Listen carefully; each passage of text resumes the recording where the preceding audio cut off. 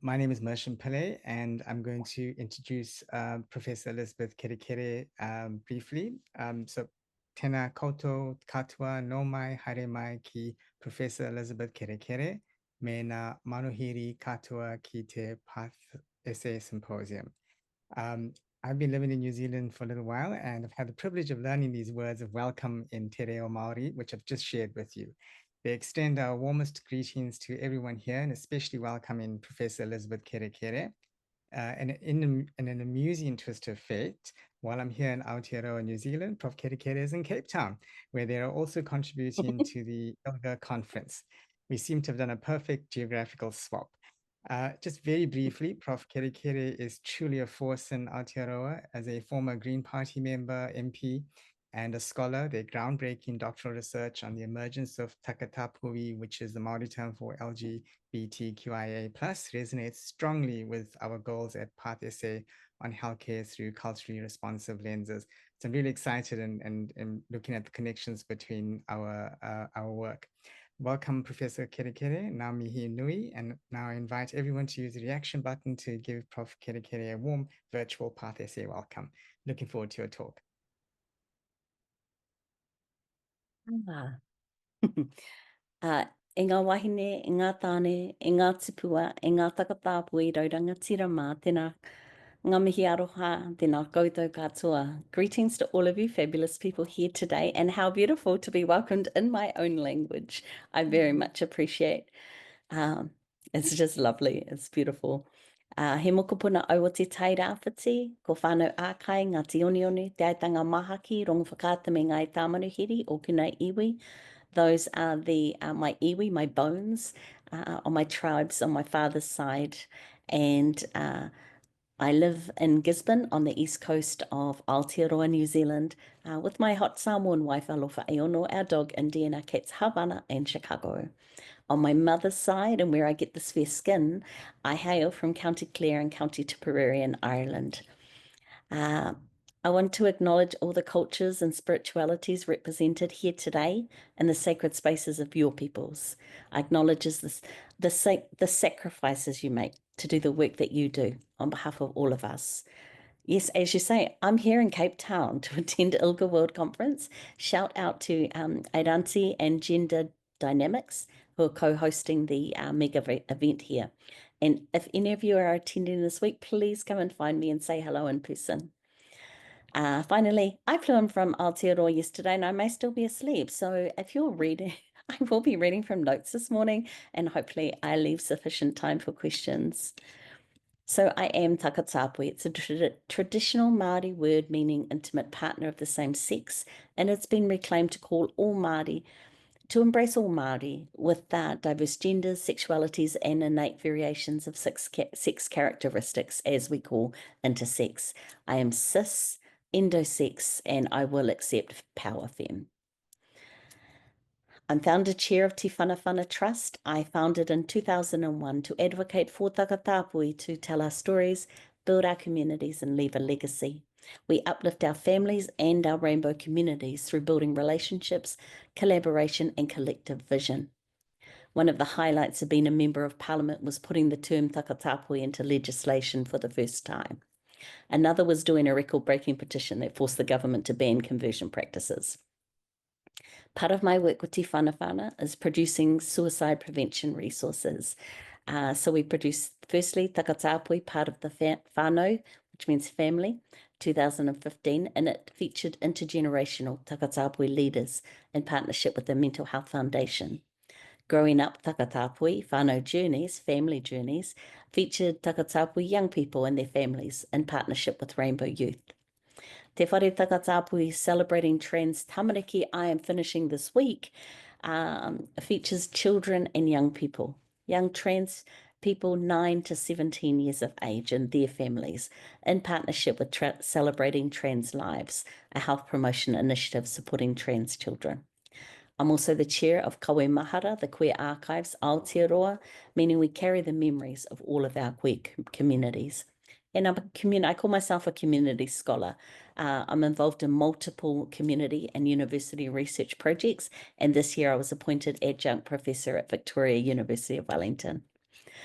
So today, I'd introduce you to Te Whare Takatāpui. So it means the house for all our LGBTIQ family. It's a conceptual framework I created in 2016 as part of my PhD, and I've just continued to develop over the years. So it's for takatāpui, but all rainbow health and well-being. It explores ways to address the transphobia, homophobia, interphobia, and biphobia that impacts on takatāpui and rainbow health, well-being, and relationships. My framework has been used to unify the work across our communities for systemic change in health and other parts of government. So in suicide prevention, violence prevention, youth development, trans pregnancy and perinatal care, trans abortion, intersex rights and well-being, and most recently, the National Gender-affirming Guidelines in collaboration with PATHSA, which is PATH Aotearoa. Before I introduce that, a quick word about our language. We use the prefix, it's WHAKA. We say it as whaka. Now, I'm not sure how the colonizers thought we could swear in English before they got here, but hardly the only thing they got wrong. So my framework features interrelated values of whakapapa, which is genealogy, wairua, our spirituality, mauri, our life spark, our uniqueness, mana, our authority, our self-determination, tapu, our sacredness of body and mind, and tikanga, our rules and protocols. And each of these represents a different part of our wharenui, what we call our ancestral meeting houses.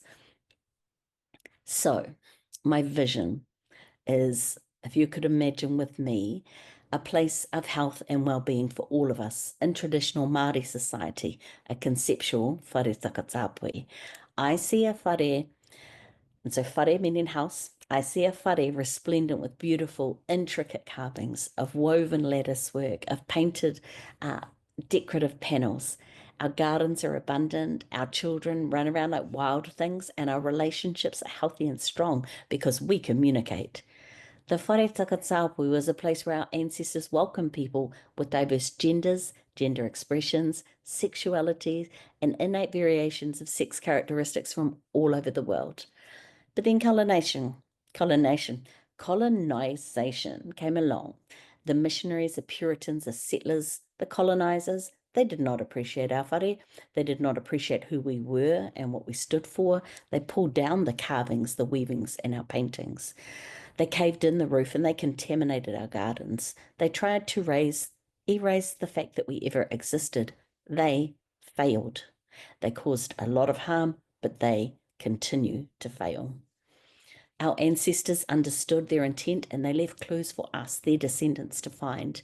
They trusted that we would find our way back to them and use those clues to rebuild that whare from the ground up.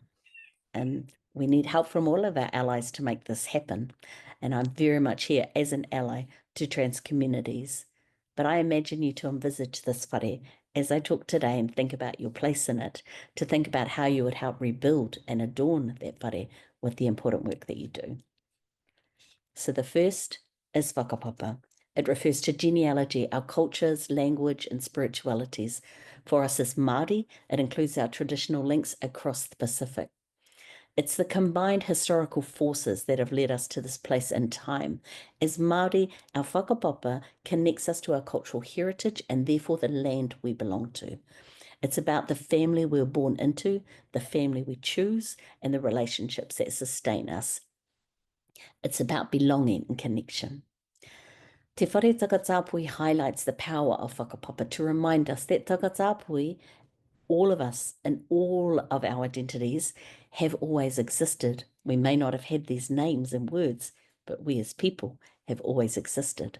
In our culture, but also in the histories of, for us in Aotearoa, the histories of our Pacific relations, but all of the migrant people, refugees and asylum seekers that have made their way to live there. The historical forces and worldviews continue to impact negatively on the health and well-being of trans people. In every step we take to reclaim the place of takatāpui in our language, our culture, and our spirituality, and our life, our everyday life, it's an act of decolonization and another step towards healing our whakapapa. In the whare takatāpui, let's imagine this huge giant meeting house, and the roof is like this. On the back wall, we have the photos of those who have passed. Because even if we didn't know the names of all of our trans and queer ancestors, we know they existed, we remember them, and we honour them. For our children and young people, connecting them with their whakapapa is about sharing stories of their ancestors, caring for them and treasuring them as they are, intervening if they've been harmed, and and making sure that their family and their communities are accepting them. As I say this, I realize, of course, I wrote this about young people, but I believe it does apply to all people of all ages, all trans people. In terms of creating systemic change, the recommendations in the new gender-affirming guidelines include all of the historical information and issues of culture and identity and treatment, but also age-specific care and our families and our relationships. The next value or principle is wairua. Wairua refers to the spiritual dimension, the soul or essence we are born with that exists beyond death. It's about our relationship with our gods, our deities, to our ancestors and the land. Wairua is about the interconnectedness of all things in the universe. We gain our gender and our spirituality through our wairua as it drives us to be who we are. That's how come I can interview a young trans boy who was 9 years old, and he came out to his parents at 3.5. Te Whare Takatāpui highlights that gender and sexuality comes from wairua, and that gender diversity is a positive and natural part of human diversity. Because when trans people are living as who they're meant to be, their wairua, that spirit, that thing inside us becomes tau, what we call it, calm and settled. So in the meeting house, the wairua is represented by the carvings. And these carvings are of our ancestors, our guardians, and our shapeshifters. For our children and young people, that means listening to them and trusting what their wairua tells them from who they are from when they're born, preventing anyone from trampling on that, and helping them find connection to the land, to the forest and the sea. In terms of creating systemic change, the gender-affirming guidelines talk about the welcoming processes in the clinical setting. Most people we know, shout out to Counting Ourselves, the comprehensive research on trans and non-binary people here in our country. They talk about most trans people come into a house setting and they're worried. They're worried that they're going to be discriminated against. They're expecting to be misgendered. They're expecting that people are not going to believe them. So they start, their wairua, their spirituality is just all so unsettled. So in this, coming into clinical spaces, into health settings of any kind, the first thing is about that welcoming process. Can they tell from your website to your front door, from walking in and the labels on your toilets, are they welcome? It also covers all mental health issues and those visual representations of people that know when they come into a space, this is a place for me. The third value or principle is Modi. Modi refers to our life spark, that essential quality that is ours alone. Unlike wairua, our spirituality that exists beyond death, Modi is born and dies with us. It encompasses our special skills, talents, and superpowers, what makes us unique. It's how we express ourselves to the world. And when we're not valued and recognized and we don't see ourselves reflected back, that spark can fade and flare out. We come from a country with the highest rates of suicide in the world. And this here, Modi, is an absolute core part of why we have to work to absolutely eliminate those figures. So in the whare takatāpui in our house, we just said wairua is represented by the carvings. Now in our houses, the carvings are interspersed by woven panels, and they're called tukutuku. And they have diverse patterns that tell stories, because we come from a traditional oral culture. We didn't have the written word until the colonizers came here. So we told our stories in art and in storytelling of all different forms. So the tukutuku tell stories in weaving. And the Whare Takatapui highlights the unique mauri, that life force of trans people of all ages, their right to be loved, valued, accepted for who they are. Because when trans children and people of all ages really struggle to find the good and wonderful in themselves, the world must and should reflect that value back to them. And when families are not providing the support that they should, community support's not just important, it's life-saving. So for our trans people, but particularly our children and young people, affirming the unique self and their sense of who they are, using the names, hello, pronouns, why is that hard, and identities they claim, believing their experience as they move through the world. In terms of creating systemic change, the gender-affirming guidelines include in this section, it's around identities of culture, sexuality, gender, and gender expression, but most importantly, the interrelatedness of all this, because we are not just one thing, we are all of the things, all of the time. Mana. Mana refers to the authority, the power, the agency, the self-determination that we inherit at birth based on where we're born and what our cultural connections are. And we accumulate, we add to that through our lifetime with our words, our deeds, and our achievements. For trans people, it is that mana that gives the authority to have control over your own lives, to reject discrimination in all of its forms, and to advocate for rights, health, and well-being. I coined it, there's a term mana wahine in our culture, which is very, very powerful, very well known, and it's about the power of our women to have control over our own lives, because of course the colonizers came and took away that and could not cope with the fact that we had women leaders. And so we think about, for mana wahine, it's the restoration. It's not news powers. We want the powers we already had in balance with our men, no way subject to them. And so we want to bring that up. I coined another term to sit beside that, which is mana tipua. That is the inherent mana of trans, non-binary, and intersex people. And it's based on the gender and sexual fluidity in the traditional spiritual and physical realms of Māori society. And so it sits aside. We have equal mana. In the house, now I come from meeting houses which are huge, and so quite often we'll have two posts down the middle just to hold up the roof. So when I think about this house, the first one is mana wahine. It's the power and strength of our women based on our traditional roles. Then we have one which is mana tane, our men. Originally, when I developed this concept, I thought that those two in balance would hold the mana and the rights, the self-determination of trans, non-binary, and intersex people.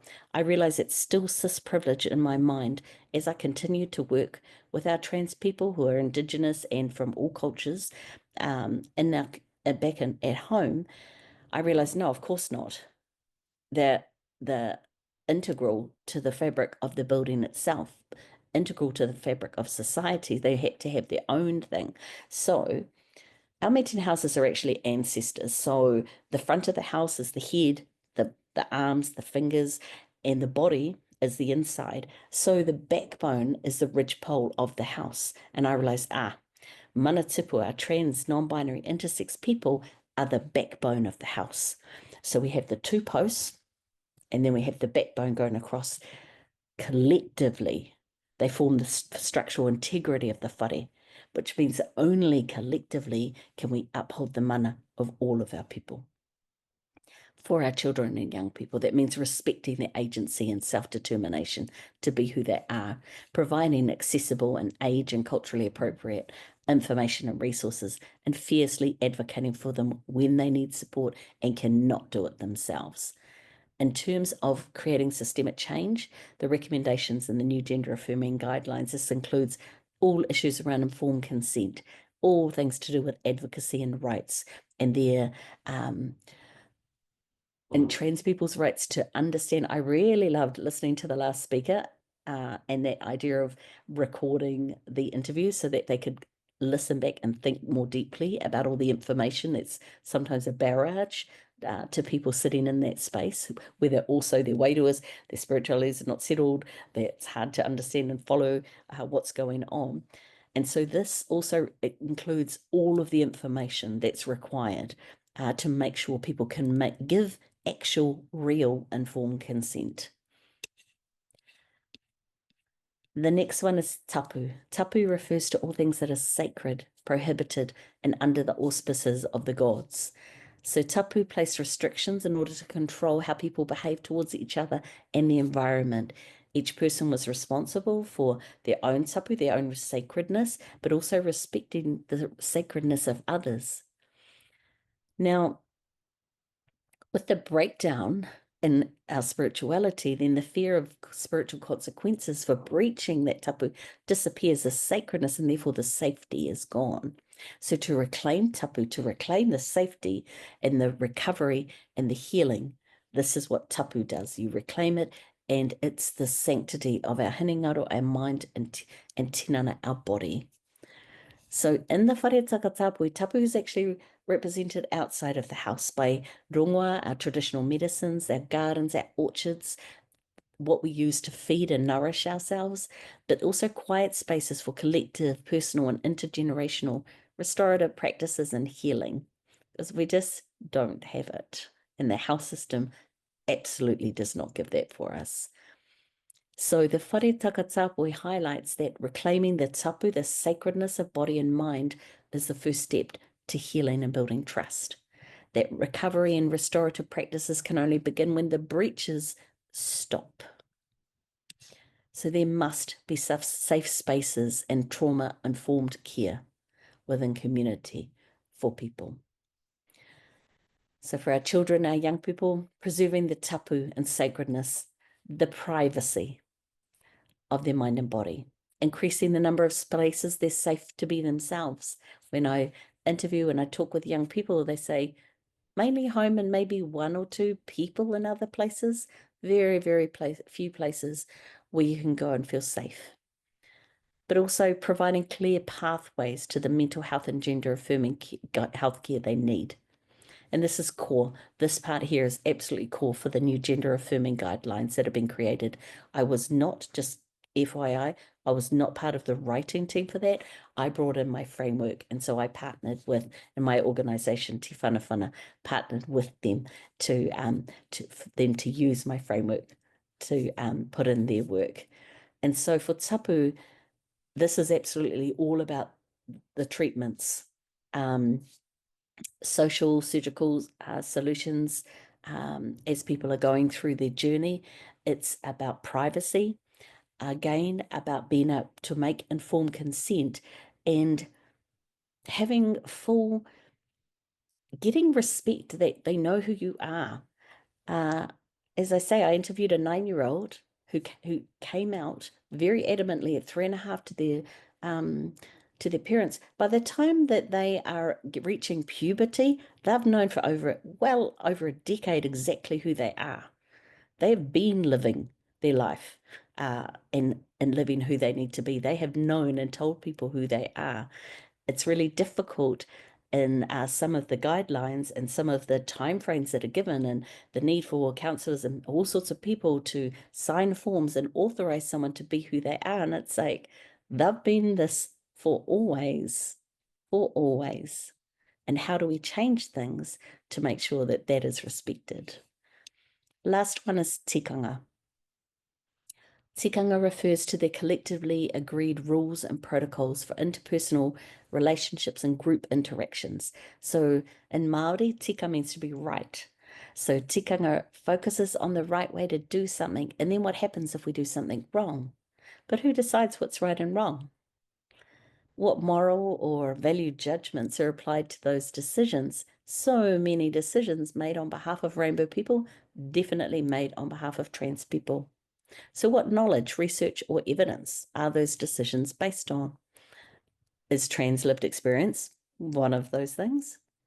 You're very often not. So in Te Wharetaka Tāpui, tikanga is represented at the front of the house, where our welcome rituals, our rituals of encounter take place. From there, the wero, the challenge is made. It's like, do you come here as friend or foe?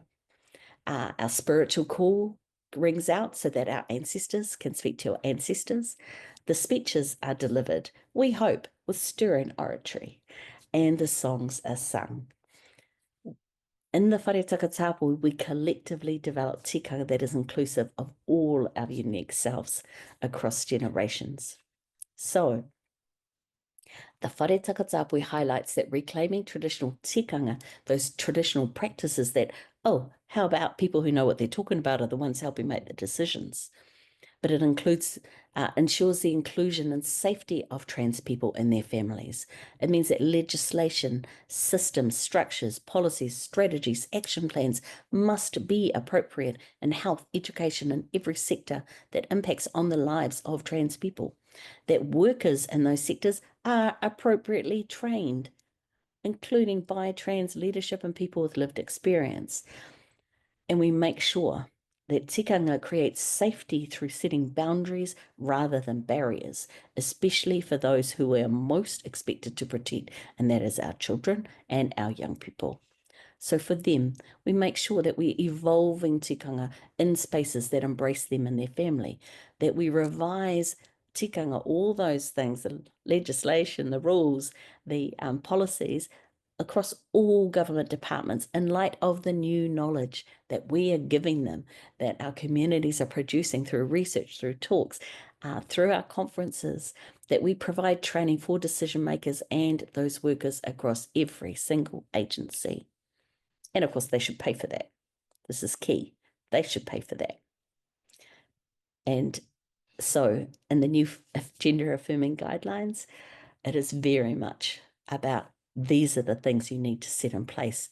Here are 150 odd pages of guidelines that say this is the way to do it. Here is the new tikanga. As soon as that is available to the world, I hope that you will have a chance to have a look at it. So, in conclusion, we speak about, we write about, we rage about the discrimination and violence impacting on the health and well-being of trans people of all ages, cultures, and spiritualities, with disabilities, with neurodiversity. And we have all watched and been appalled by the transphobia that's exhibited not just out there, but by members of our own communities. People of my generation are ashamed to say that they're lesbian because of this whole pile of older lesbians who are leading transphobia. It is not acceptable. It is shameful, and we will not put up with it. So now more than ever as allies, those of us who support and uphold the leadership and advocacy of trans people and the lives and people to, just kind of get on with life without having to talk about it all the time, without having to be the educator with it, just to get on and, meet friends, have coffee, be able to shop, be able to pay bills, have a home that is secure. So we must follow the leadership and advocacy of trans people whose right to life and bodily autonomy should not be in question nor subject to debate. Because when all of us work together, there is nothing we cannot achieve. Nō reira, tēnā koutou, kia ora hui mai tātou koutua. Thank you.